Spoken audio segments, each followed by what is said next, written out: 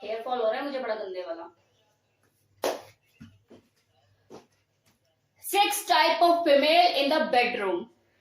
लोग एक तरह की महिला को नहीं समझ पाते हैं। यहाँ मैं आज 6 तरह की महिलाओं के बारे में और उनके सेक्सुअल बिहेवियर के बारे में आपको बताने वाली हूँ। तो ये वीडियो बहुत ही इंफॉर्मेटिव रहेगा, लास्ट तक बने रहिए अगर कुछ जानना है तो, इच्छा है कुछ जानने की औरतों के बारे में। तो शुरू करते हैं। काम। काम मतलब सेक्स, वही सेक्स जिसके बारे में आपको रिया मल्होत्रा के मुंह से सुनना बेहद पसंद है। सेक्स देखो जिंदगी में उतना ही इंपॉर्टेंट है, उतना ही जरूरी है जितना कि भोजन। अगर एक तरफ भोजन करने से हमारा शरीर बलवान होता है तो वहीं दूसरी तरफ सेक्स करने से हमारी आत्मा बलवान होती है। आप लोगों ने खुद भी इस चीज को महसूस किया होगा कि जब आप सेक्स करते हैं तो उसके बाद आपका शरीर जो है वो निढाल पड़ जाता है, लेकिन आपकी जो आत्मा है वो प्रसन्न होती है, क्योंकि सेक्स करने के बाद आपकी आत्मा को ऊर्जा मिलती है, उसको पावर मिलती है, शक्ति मिलती है। इस सेक्स का मानव जिंदगी में महत्व को समझते हुए आज से 2500 साल पहले महर्षि वत्सायन ने ग्रंथ लिखा था जो कि कामसूत्र के नाम से प्रचलित है, वर्ल्ड वाइड फेमस है। लेकिन बहुत से लोग इस बात को नहीं जानते होंगे कि इस कामसूत्र के रचयिता महर्षि वत्सायन खुद ब्रह्मचारी थे। वो एक सन्यासी का जीवन व्यतीत करते थे, लेकिन सन्यासी होने के बावजूद भी उनको इस कामुक विषय के बारे में गहरा अध्ययन था। तो देखो इस चीज से ये बात तो साफ हो जाती है, जो आप लोग मुझसे अक्सर सवाल करते रहते हैं कि मैम आपको इतनी नॉलेज कैसे है, आपको सेक्स के बारे में इतना ज्ञान कैसे है, क्या आपने करके देखा है? आप जो बताते हो क्या वो आप करके देखते हो? तो डियर, अगर आपको किसी विषय में गहरा अध्ययन है तो कामसूत्र आप भी लिख सकते हो। आपको स्पेशली उन चीजों को करने की जरूरत नहीं पड़ेगी, लेकिन आपके अंदर वो स्किल होना चाहिए, एनालाइज पावर होनी चाहिए, किसी भी चीज को डीपली समझने की वो पावर होनी चाहिए। अगर आप में ये स्किल है तो आई एम टेलिंग यू, आप भी एक दूसरा कामसूत्र रच सकते हैं। महर्षि वत्सायन का ये मानना था कि जो सेक्स है ये जिंदगी का एक महत्वपूर्ण हिस्सा है और इसके ऊपर खुलकर चर्चा होनी चाहिए। कामसूत्र में चरित्र और गुणों के आधार पर स्त्रियों के बारे में विस्तार पूर्वक वर्णन किया गया है। उसमें ये बताया जाता है कि जो स्त्री है उसके 5 प्रकार होते हैं। जी हाँ, आप ठीक सुन रहे हैं, जो स्त्री है वो 5 तरह की होती हैं, शंखनी, चित्रणी, हस्तनी, पद्मनी और पंचनी।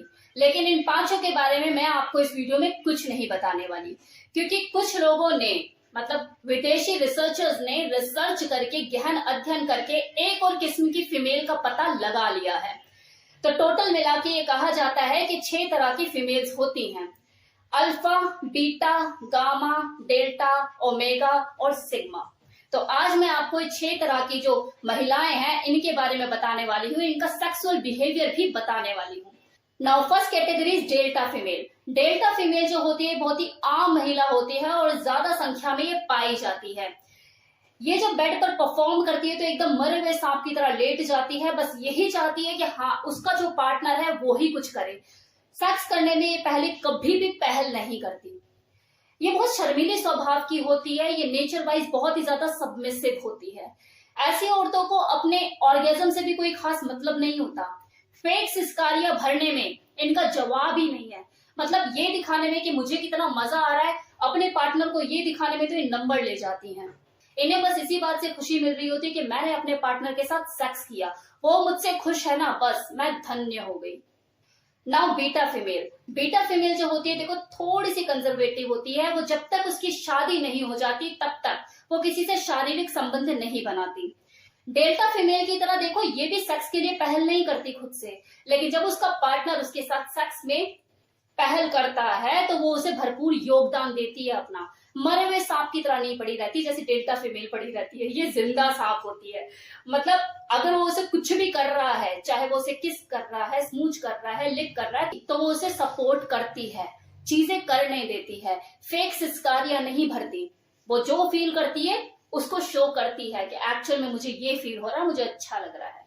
उसमें कुछ भी फेक नहीं होता, इतना फर्क जरूर होता है। गामा फीमेल जो होती है वो किसी नए व्यक्ति से, किसी अनजान व्यक्ति से जल्दी ही घुल मिल जाती है। अगर उसका कोई बॉयफ्रेंड है या फिर उसका लाइफ पार्टनर है तो उसके साथ सेक्सुअल एक्टिविटीज के दौरान वो नए नए प्रयोगों को करने से भी चूकती नहीं है। वो थोड़ा सा एक्सपेरिमेंटल होती है, उसे हर दिन कुछ नया चाहिए, चाहे फिर सेक्स टॉय का आनंद हो या फिर कोई और नई चीज। ऐसी फीमेल देखो थोड़ा शौकियाना मिजाज की होती है, इन्हें नए नए एक्सपेरिमेंट करने का शौक होता है ड्यूरिंग सेक्सुअल प्ले। कभी ये बाथ टब में नहाएंगी अपने पार्टनर के साथ, तो कभी शॉवर के नीचे सेक्सुअल एक्टिविटी करेंगी। नाउ ओमेगा फीमेल जो होती है वो ज्यादातर सिंगल रहना पसंद करती है, लेकिन अगर उसे अपनी लाइफ में कोई ऐसा पर्सन मिल गया जो उसी की पसंद का है, मतलब उसकी ट्रेनिंग उसके साथ बैठ गई, फिर तो वो सेक्सुअल एक्ट उसके साथ भरपूर एंजॉय करती है। यहाँ चूमो, यहाँ चाटो, यहाँ किस करो, यहाँ लिक करो, टांग उठा के करो, गोदी में बिठा के करो, इस तरह की फीमेल होती है। इस तरह की जो फीमेल होती है थोड़ा सा चाइल्डिश नेचर की होती है, इनके अंदर ना थोड़ा सा बच्चापना होता है।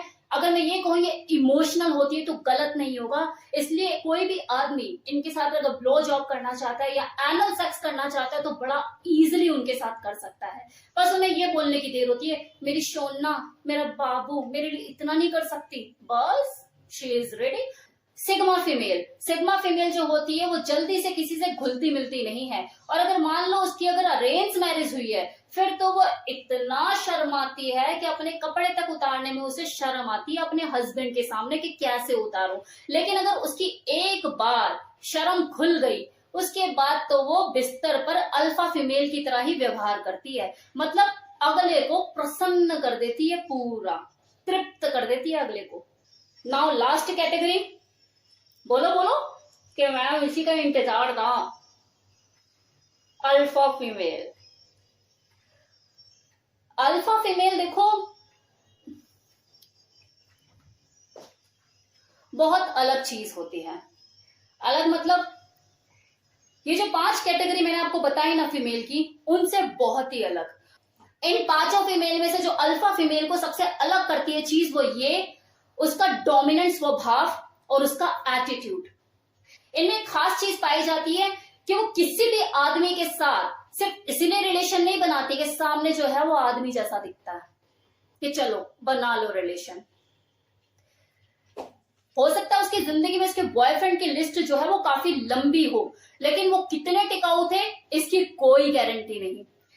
मतलब ये है कि वो किसके साथ बेड शेयर करेगी ये उसकी सिलेक्शन होती है, उसकी चॉइस होती है। फिर इससे कोई फर्क नहीं पड़ता अगली ने 20 को डेट किया या 25 को डेट किया, 2 दिन में तो उसको अगले की कहानी समझ में आ जाती है कि कितना चलेगा मेरे साथ, टिकेगा कितना।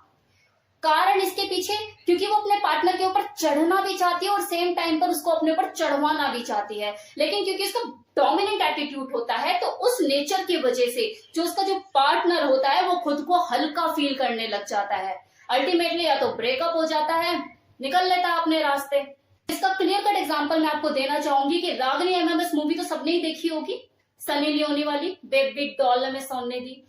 तो उसमें साइड हीरोइन कोई होती है जो कि अपने बॉयफ्रेंड को खंबे से बांध देती है, उसके हाथों को हथकड़ी लगा के, और उसके बाद उसे सेड्यूस करती है, उसके सामने सेक्सी डांस करती है, उसको अराउज करती है, और अगले का वहीं डिस्चार्ज हो जाता है, उसका मूड ही खराब हो जाता है। क्योंकि देखो माइंड से जो स्ट्रांग होगा वो फिजिकली खुद को कंट्रोल कर पाएगा, लेकिन अगर वो माइंड से स्ट्रांग नहीं तो वो फिजिकली कंट्रोल नहीं कर पाएगा। तो ये चीज होती है। जो अल्फा फीमेल होती है वो माइंड से बहुत ज्यादा स्ट्रांग होती है। अल्फा फीमेल को देखो डेट करना बहुत ही उम्दा माना जाता है, क्योंकि वो झुकना भी जानती है और सामने वाले को झुकाना भी जानती है, लेकिन वो झुकेगी उसी के सामने जो कि उसकी टक्कर का हो, उसी को ही वो सरेंडर करेगी अपने आप को। अगर मैं अल्फा फीमेल की सेक्सुअल बिहेवियर की बात करूं तो इस तरह के फीमेल में इतने गट्स होते हैं कि वो किसी भी आदमी को बेड पर पटक कर उसे नंगा होने के लिए मजबूर कर सकती है, लेकिन वो नंगा देखो उसे ही करेगी जो उसके खुद के कपड़े फाड़ने की हिम्मत रखता होगा। ये जो बोल्डनेस होती है, जो उसका एटीट्यूड होता है, यही मर्दों को बहुत ज्यादा पसंद आता है। इसी के लिए जो पुरुष होते हैं वो पागल होते हैं कि हाँ हमें अल्फा फीमेल को डेट करना है। तो ये था मेरी तरफ से complete information regarding sexual behaviour of 6 type of female. आप लोगों को कौन सी पसंद है कमेंट सेक्शन में बताइएगा जरूर, इंतजार रहेगा आपके कमेंट का। नेक्स्ट वीडियो में मिलते हैं किसी नई इंफॉर्मेशन के साथ, तब तक के लिए take care, bye, thank you.